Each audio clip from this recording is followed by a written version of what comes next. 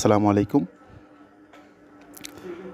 আজকের বাজার বিশ্লেষণ ইউটিউব চ্যানেলের পক্ষ থেকে আমি জহির আছি আপনাদের সাথে আরও একটি নতুন ভিডিও নিয়ে হাজির হলাম। আশা করছি সবাই অনেক ভালো আছেন। আজ 3 সেপ্টেম্বর 2022। আজকে আলোচনা করব আপনাদের আসলে অনেক রিকোয়েস্টে ইন্স্যুরেন্স এবং মিউচুয়াল ফান্ড সেক্টর নিয়ে। একটা কমেন্ট আমি এমনও দেখেছিলাম, এক ভাইয়া বলল যে আসলে সবাই মিউচুয়াল ফান্ড সেক্টর নিয়ে কিছুই বলছে না, সবাই চুপ কেন, ঘটনা কী? আসলে আমি এর আগে বলেছিলাম যে মিউচুয়াল ফান্ড নিয়ে ভিডিও করব, ব্যস্ততার কারণে দিতে পারিনি। সো আজকে আসলে কমেন্টটা দেখার পর আমার মনে হয়েছে যে এটা দেওয়াই উচিত, আজকে দেওয়া উচিত। ইভেন আমি ওনাকে বলেছি আজকে আমি দিব। এনিওয়ে, ইন্স্যুরেন্স সেক্টর নিয়ে আসলে অনেক কমেন্ট পেয়েছি লাস্ট কিছুদিন ধরে। আসলে কিছুদিন আগেও কিন্তু একটা ভিডিও দিয়েছিলাম ইন্স্যুরেন্স সেক্টর নিয়ে। আসলে এরপর থেকেই কিন্তু ইন্স্যুরেন্স ভালো করা শুরু করেছে এবং করতেছে। এখন আজকের আপডেটটা হচ্ছে সিম্পলি বলে দেবো যে কী অবস্থা। আর মিউচুয়াল ফান্ড নিয়ে তো আপডেট থাকবেই। এখন আমরা যদি খেয়াল করেন, এটা হচ্ছে ইন্স্যুরেন্স সেক্টরের চার্ট। এখন আমরা যদি চার্ট দেখি, সবচেয়ে মজার যে ব্যাপারটা খেয়াল করেন, ইন্স্যুরেন্স সেক্টর কিন্তু আপ ট্রেন্ড কনফার্ম করেছে। আমি একটু যদি ডেট সহ দেখি, এই যে এখানে, দ্যাট মিন 25শে অগাস্ট। সো 25শে অগাস্ট থেকেই ইন্স্যুরেন্স সেক্টর আপ ট্রেন্ড গিয়েছে। এখন সেক্টর আপ ট্রেন্ড গেলেই যে সবগুলো ইন্স্যুরেন্স আপ ট্রেন্ডে যাবে এটাও কিন্তু না। আচ্ছা, ঠিক আছে, গেল। এরপর কী হলো, পরের দিন যখন মোটামুটি ভালো করেছে, ওই দিন কিন্তু দেখলাম যে বেশিরভাগ ইন্স্যুরেন্স আপ ট্রেন্ডে চলে গেছে, মোটামুটি সবগুলো বেড়েছে।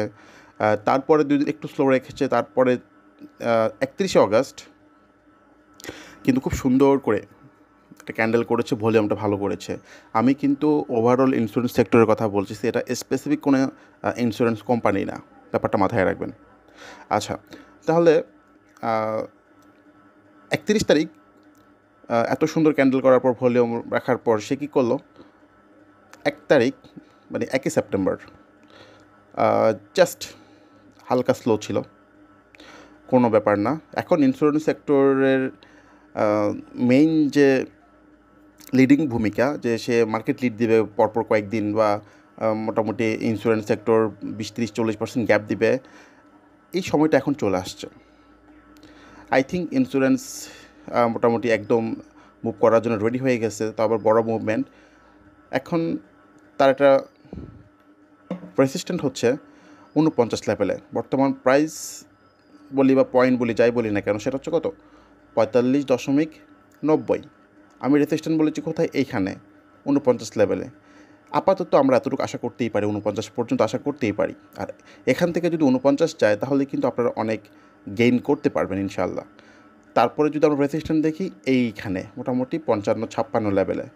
সো ব্যাপারটা একদম ক্লিয়ার যে ইন্স্যুরেন্স সেক্টর কিন্তু খুব সুন্দর পজিশন নিয়ে নিছে এবং একটা ভালো প্রফিট আপনাদেরকে দিবে।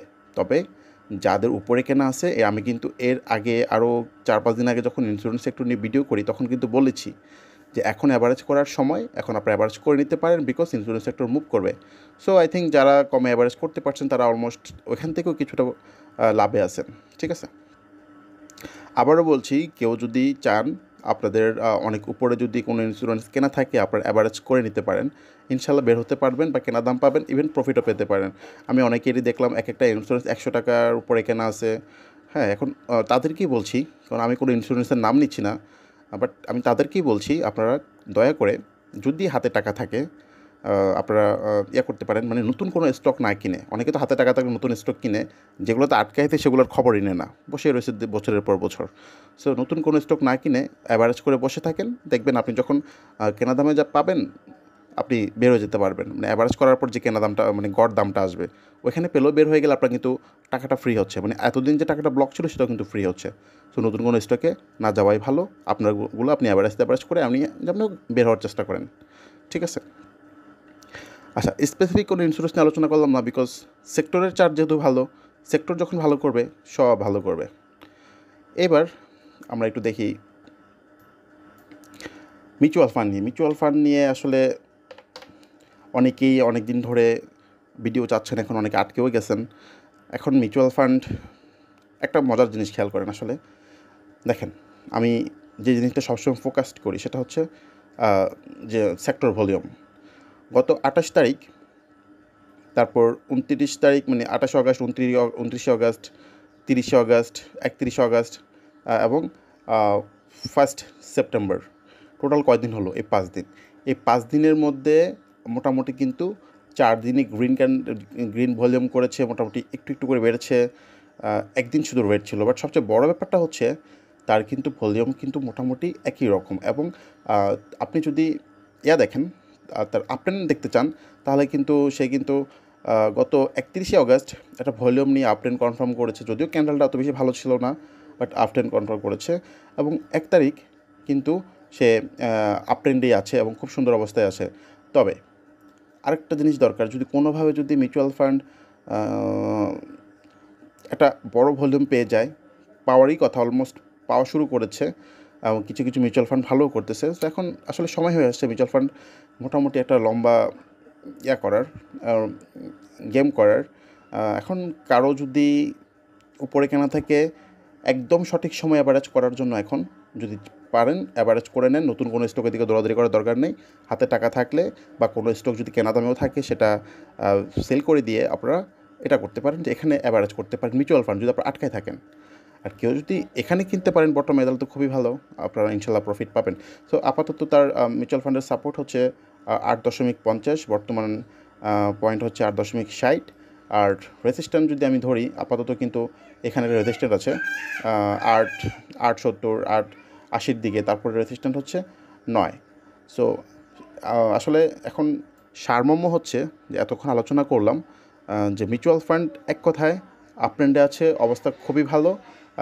যে কোনো দিন হতে পারে, সেটা রবিবার হতে পারে, সোমবার, পুরোপুরি লিড দেবে।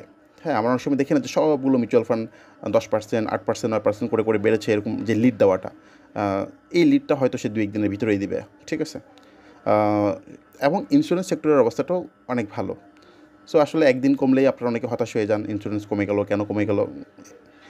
বিজনেস করবেন মাসিক হিসাব মিলিয়ে। হ্যাঁ, 2 দিন ভালো যাবে, 1 দিন খারাপ যাবে, 5 দিন ভালো যাবে, 2 দিন খারাপ যাবে, এটা মিলিয়ে মাস শেষে কতদিন গ্রিন ছিল, কতদিন রেড ছিল, কত পার্সেন্ট বেড়েছে, কত পার্সেন্ট কমেছে, এভাবে হিসাব করবেন, ঠিক আছে। এটা হচ্ছে সিস্টেম, ঠিক আছে। আসলে অনেক কিছু বলে ফেললাম, আর কিছু মনে করবেন না। আর সবাই অনেক বেশি ভালো থাকবেন। আর আগামীকাল ট্রেড শুরু হতে যাচ্ছে এবং সুন্দর ট্রেডের অপেক্ষায় সবাই ভালো থাকবেন, সুস্থ থাকবেন। আল্লাহ হাফেজ, আসসালামু আলাইকুম।